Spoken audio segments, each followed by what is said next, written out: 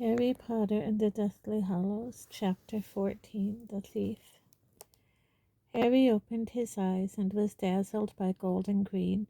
He had no idea what had happened. He only knew that he was lying on what seemed to be leaves and twigs. Struggling to draw breath into lungs that felt flattened, he blinked and realized that the gaudy glare was sunlight streaming through a canopy of leaves far above him. Then an object twitched close to his face. He pushed himself onto his hands and knees, ready to face some small, fierce creature, but saw that the object was Ron's foot. Looking around, Harry saw that they and Hermione were lying on a forest floor, apparently alone. Harry's first thought was of the Forbidden Forest, and for a moment, even though he knew how foolish and dangerous it would be for them to appear in the grounds of Hogwarts, his heart leaped at the thought of sneaking through the trees to Hagrid's hut. However, in the few moments it took for Ron to give a low groan and Harry to start crawling towards him, he realized that this was not the Forbidden Forest. The trees looked younger. They were more widely spaced, the ground clearer. He met Hermione, also on her hands and knees, at Ron's head. The moment his eyes fell upon Ron, all other concerns fled Harry's mind, for blood drenched the whole of Ron's left side, and his face stood out grayish-white against the leaf-strewn earth. The polyjuice potion was wearing off now. Ron was halfway between Cattermole and himself in appearance, his hair turning redder and redder as his face drained of the little color it had left. "What's happened to him?" "Splinched," said Hermione, her fingers already busy at Ron's sleeve where the blood was wettest and darkest. Harry watched horrified as she tore open Ron's shirt. He had always thought of splinching as something comical, but this— his insides crawled unpleasantly as Hermione laid bare Ron's upper arm, where a great chunk of flesh was missing, scooped cleanly away as though by a knife. "Harry, quickly, in my bag. There's a small bottle labeled Essence of Dittany." "Bag, right." Harry sped to the place where Hermione had landed, seized the tiny beaded bag, and thrust his hand inside it. At once object after object began presenting itself to his touch. He felt the leather spines of books, woolly sleeves of jumpers, heels of shoes. "Quickly!" He grabbed his wand from the ground and pointed it at the depths of the magical bag. "Accio Dittany." A small brown bottle zoomed out of the bag. He caught it and hastened back to Hermione and Ron, whose eyes were now half closed, strips of white eyeball all that was visible between his lids. "He's fainted," said Hermione, who was also rather pale. She no longer looked like Mafalda, though her hair was still gray in places. "Unstopper it for me, Harry. My hands are shaking." Harry wrenched the stopper off the little bottle. Hermione took it and poured 3 drops of the potion on the bleeding wound. Greenish smoke billowed upwards, and when it had cleared, Harry saw that the bleeding had stopped. The wound now looked several days old. New skin stretched over what had just been open flesh. "Wow," said Harry. "It's all I feel safe doing," said Hermione shakily. "There are spells that will put him completely right, but I daren't try in case I do them wrong and cause more damage. He's lost so much blood already." "How did he get hurt? I mean—" Harry shook his head, trying to clear it, to make sense of whatever had just taken place. "Why are we here? I thought we were going back to Grimmauld Place." Hermione took a deep breath. She looked close to tears. "Harry, I don't think we're going to be able to go back there." "What do you—" "As we disapparated, Yaxley caught hold of me, and I couldn't get rid of him. He was too strong, and he was still holding on when we arrived at Grimmauld Place, and then, well, I think he must have seen the door and thought we were stopping there, so he slackened his grip, and I managed to shake him off, and I brought us here instead." "But then where's he— Hang on, do you mean he's at Grimmauld Place? He can't get in there?" Her eyes sparkled with unshed tears as she nodded. "Harry, I think he can. I forced him to let go with a revulsion jinx, but I'd already taken him inside the Fidelius charm's protection. Since Dumbledore died, we're secret keepers, so I've given him the secret, haven't I? There was no pretending. Harry was sure she was right. It was a serious blow. If Yaxley could now get inside the house, there was no way that they could return. Even now he could be bringing other Death Eaters in there by apparition. Gloomy and oppressive though the house was, it had been their one safe refuge. Even now that creature was so much happier and friendlier, a kind of home. With a twinge of regret that had nothing to do with food, Harry imagined the house elf busying himself over the steak and kidney pie that Harry, Ron, and Hermione would never eat. Harry, I'm sorry. I'm so sorry. Don't be stupid. It wasn't your fault. If anything, it was mine. Harry put his hand in his pocket and drew out Mad Eye's eye. Hermione recoiled, looking horrified. Umbridge had it stuck to her office door to spy on people. I couldn't leave it there, but that's how they knew there were intruders. Before Hermione could answer, Ron groaned and opened his eyes. He was still gray, and his face glistened with sweat. How do you feel? Hermione whispered. Lousy, croaked Ron, wincing as he felt his injured arm. Where are we? In the woods where they held the Quidditch World Cup, said Hermione. I wanted somewhere enclosed, under cover, and this was the first place you thought of. Harry finished for her, glancing around at the apparently deserted glade.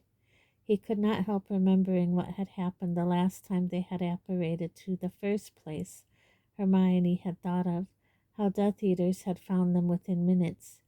Had it been legilimency? Did Voldemort or his henchmen know, even now, where Hermione had taken them? Do you reckon we should move on? Ron asked Harry, and Harry could tell by the look on Ron's face that he was thinking the same. I don't know. Ron still looked pale and clammy. He had made no attempt to sit up, and it looked as though he was too weak to do so. The prospect of moving him was daunting. Let's stay here for now, Harry said. Looking relieved, Hermione sprang to her feet. Where are you going? Asked Ron. If we're staying, we should put some protective enchantments around the place, she replied, and raising her wand, she began to walk in a wide circle around Harry and Ron, murmuring incantations as she went. Harry saw little disturbances in the surrounding air. It was as if Hermione had cast a heat haze upon their clearing. Salvio hexia, protego totalem, repello muggletum, muffliato. You could get out the tent, Harry. Tent? In the bag? Of course, said Harry. He did not bother to grope inside it this time, but used another summoning charm. The tent emerged in a lumpy mass of canvas, rope, and poles. Harry recognized it, partly because of the smell of cats, as the same tent in which they had slept on the night of the Quidditch World Cup. I thought this belonged to that bloke Perkins at the ministry, he asked, starting to disentangle the tent pegs. Apparently he didn't want it back. His lumbago's so bad, said Hermione, now performing complicated figure-of-8 movements with her wand. So Ron's dad said I could borrow it. Erecto, she added, pointing her wand at the misshapen canvas, which in one fluid motion rose into the air and settled, fully constructed, onto the ground before Harry, out of whose startled hands a pent-tagged sword, to land with a final thud at the end of a guy rope. Cave inimicum, Hermione finished with a skyward flourish. That's as much as I can do. At the very least, we should know they're coming. I can't guarantee it will keep out Don't say the name, Ron cut across her, his voice harsh. Harry and Hermione looked at each other. I'm sorry, Ron said, moaning a little as he raised himself to look at them. But it feels like a jinx or something. Can't we call him you-know-who, please? Dumbledore said fear of a name, began Harry. In case you hadn't noticed, mate, calling you-know-who by his name didn't do Dumbledore much good in the end, Ron snapped back. Just show you-know-who some respect, will you? Respect? Harry repeated, but Hermione shot him a warning look. Apparently he was not to argue with Ron while the latter was in such a weakened condition. Harry and Hermione half carried, half dragged Ron through the entrance of the tent. The interior was exactly as Harry remembered it, a small flat, complete with bathroom and tiny kitchen. He shoved aside an old armchair and lowered Ron carefully onto the lower berth of a bunk bed. Even this very short journey had turned Ron whiter still, and once they had settled him on the mattress, he closed his eyes again and did not speak for a while. "I'll make some tea," said Hermione breathlessly, pulling kettle and mugs from the depths of her bag and heading towards the kitchen. Harry found the hot drink as welcome as the fire whiskey had been on the night that Mad-Eye had died. It seemed to burn away a little of the fear fluttering in his chest. After a minute or two, Ron broke the silence. "What do you reckon happened to the Cattermoles?" "With any luck, they'll have got away," said Hermione, clutching her hot mug for comfort. "As long as Mr. Cattermole had his wits about him, he'll have transported Mrs. Cattermole by sidelong apparition, and they'll be fleeing the country right now with their children. That's what Harry told her to do." "Blimey, I hope they escaped," said Ron, leaning back on his pillows. The tea seemed to be doing him good. A little of his color had returned. "I didn't get the feeling Reg Cattermole was all that quick-witted, though, the way everyone was talking to me when I was him. God, I hope they made it, if they both end up in Azkaban because of us." Harry looked over at Hermione, and the question he had been about to ask, about whether Mrs. Cattermole's lack of a wand would prevent her apparating alongside her husband, died in his throat. Hermione was watching Ron fret over the fate of the Cattermoles, and there was such tenderness in her expression that Harry felt almost as if he had surprised her in the act of kissing him. "So, have you got it?" Harry asked her, partly to remind her that he was there. Got what?" she said with a little start.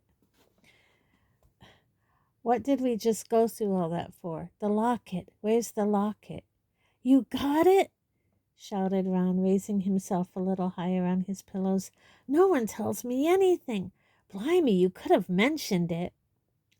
"Well, we were running for our lives from the Death Eaters, weren't we?" said Hermione. "Here." And she pulled the locket out of the pocket of her robes and handed it to Ron. It was as large as a chicken's egg, an ornate letter S, inlaid with many small green stones, glinted dully in the diffused light shining through the tent's canvas roof.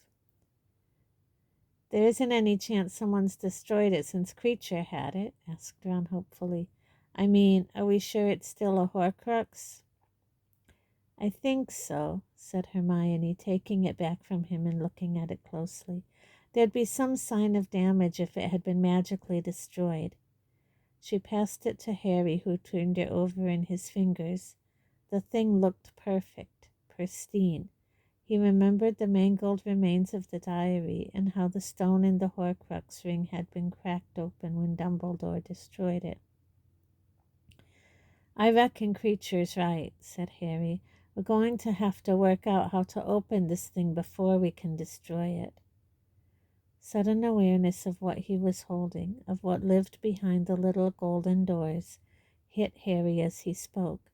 Even after all their efforts to find it, he felt a violent urge to fling the locket from him.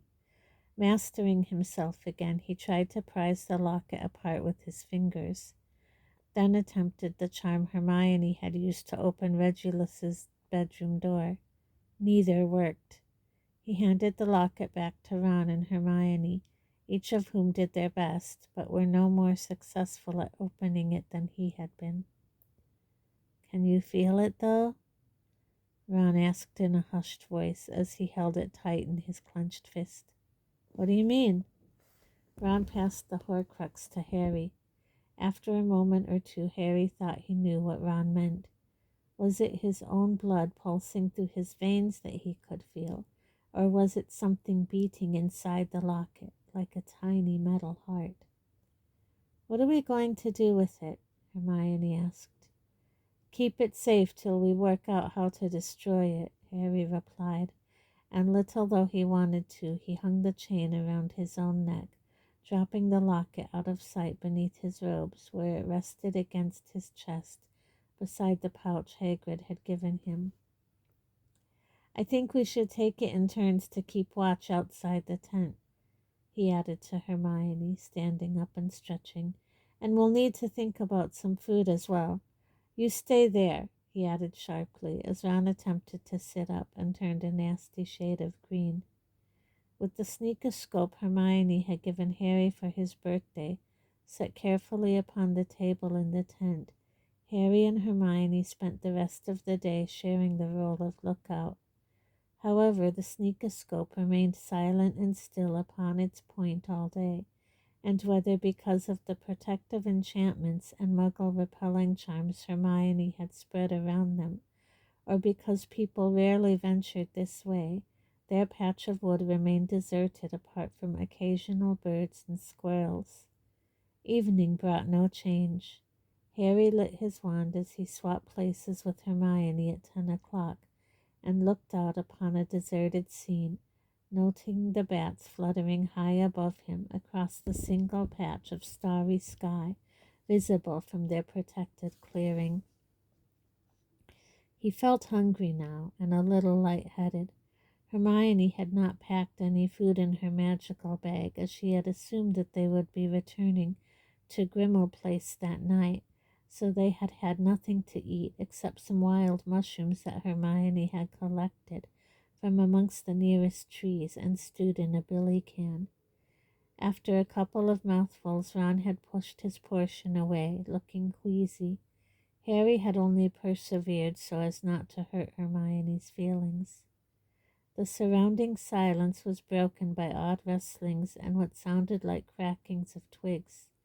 Harry thought that they were caused by animals rather than people, yet he kept his wand held tight at the ready. His insides, already uncomfortable due to their inadequate helping of rubbery mushrooms, tingled with unease. He had thought that he would feel elated if they managed to steal back the Horcrux, but somehow he did not. All he felt as he sat looking out at the darkness, of which his wand lit only a tiny part, was worry about what would happen next. It was as though he had been hurtling towards this point for weeks, months, maybe even years, but now he had come to an abrupt halt, run out of road. There were other Horcruxes out there somewhere, but he did not have the faintest idea where they could be. He did not even know what all of them were. Meanwhile, he was at a loss to know how to destroy the only one that they had found, the Horcrux that currently lay against the bare flesh of his chest. Curiously, it had not taken heat from his body, but lay so cold against his skin, it might just have emerged from icy water. From time to time Harry thought, or perhaps imagined, that he could feel the tiny heartbeat ticking irregularly alongside his own. Nameless forebodings crept up on him as he sat there in the dark. He tried to resist them, push them away, yet they came at him relentlessly. Neither can live while the other survives. Ron and Hermione, now talking softly behind him in the tent, could walk away if they wanted to. He could not, and it seemed to Harry as he sat there trying to master his own fear and exhaustion that the Horcrux against his chest was ticking away the time he had left. "Stupid idea," he told himself. "Don't think that."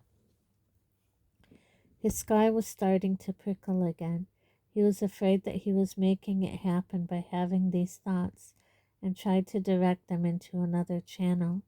He thought of poor creature who had expected them home and had received Yaxley instead. Would the elf keep silent, or would he tell the Death Eater everything he knew?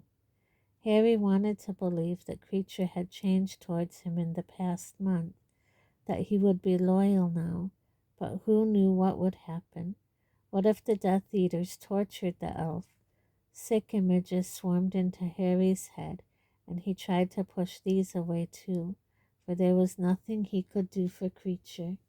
He and Hermione had already decided against trying to summon him. What if someone from the Ministry came too?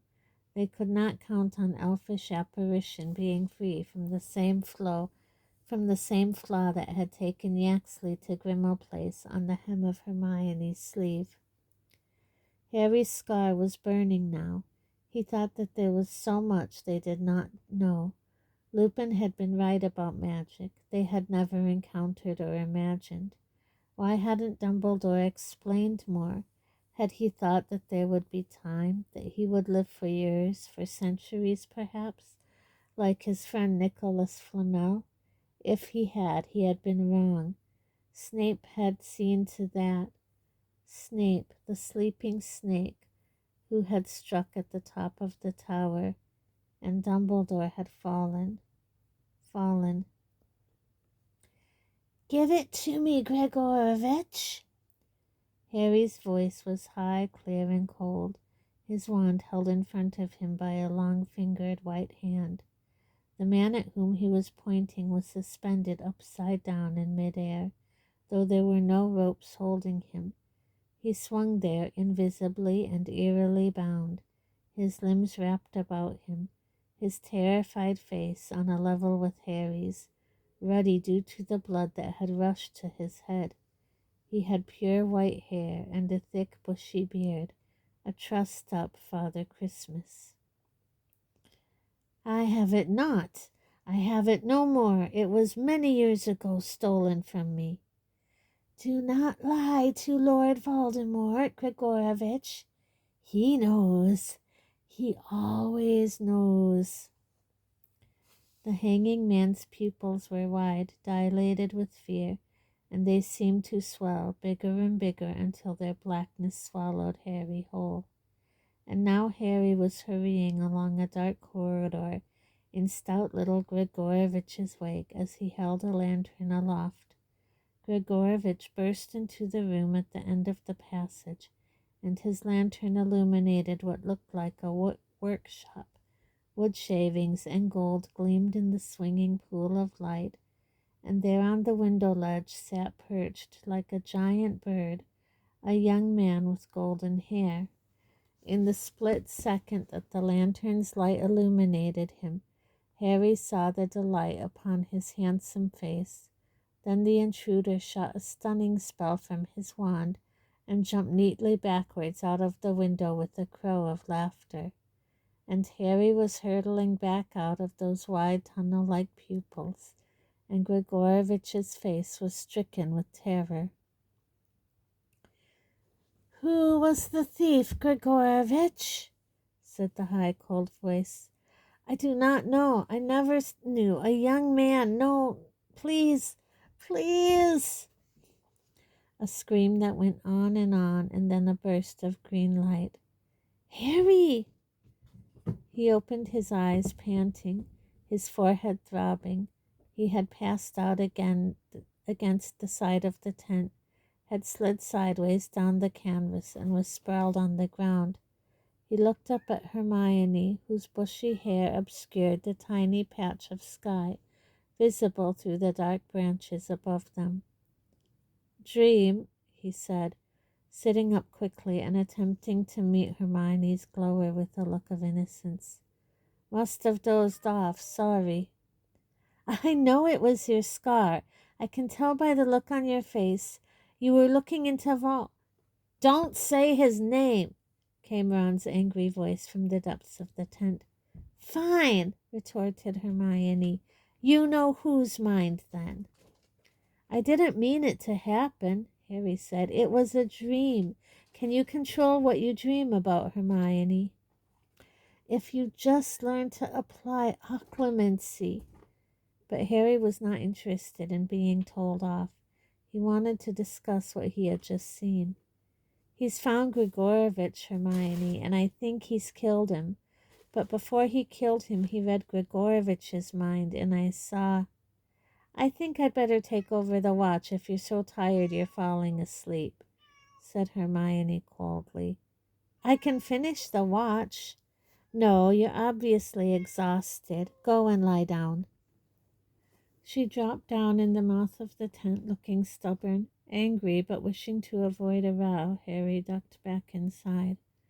Ron's still pale face was poking out from the lower bunk. Harry climbed into the one above him, lay down, and looked up at the dark canvas ceiling. After several moments, Ron spoke in a voice so low that it would not carry to Hermione, huddled in the entrance. "What's you-know-who doing?" Harry screwed up his eyes in the effort to remember every detail, then whispered into the darkness. "He found Grigorovitch. He had him tied up. He was torturing him." "How's Grigorovitch supposed to make him a new wand if he's tied up?" "I don't know. It's weird, isn't it?" Harry closed his eyes, thinking of all he had seen and heard. The more he recalled, the less sense it made. Voldemort had said nothing about Harry's wand, nothing about the twin cores, nothing about Grigorovitch making a new and more powerful wand to beat Harry's. "He wanted something from Grigorovitch," Harry said, eyes still closed tight. "He asked him to hand it over, but Grigorovitch said it had been stolen from him. And then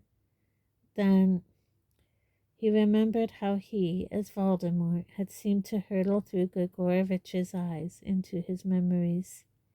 "He read Grigorovitch's mind, and I saw this young bloke perched on a windowsill, and he fired a curse at Grigorovitch and jumped out of sight.